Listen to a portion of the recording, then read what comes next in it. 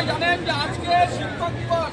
আজকে যদি সরকার ঠিকঠাকভাবে নিয়োগ করত তাহলে আমরা এতদিন স্কুলে ফুলের মতো পবিত্র শিশুদের সঙ্গে আজকে শিক্ষক দিবসের মতো একটি মূল্যবান দিবস পালন করতে পারতাম।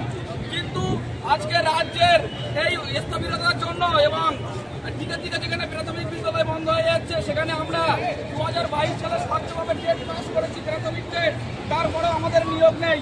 বাধ্য হয়ে আজকে খোলা রাজপথে এই শিয়ালদা স্টেশনের সামনে এই জনসমক্ষে আজকে আমাদের এই প্রতীকী শিক্ষক দিবস পালন করতে আমরা বাধ্য হচ্ছি।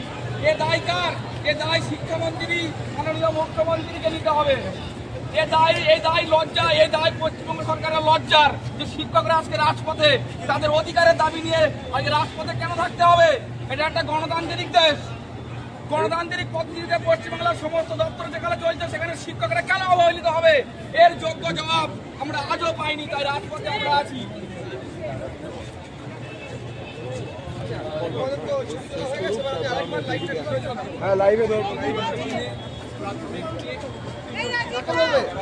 আচ্ছা, ওকে তো লাগছে না।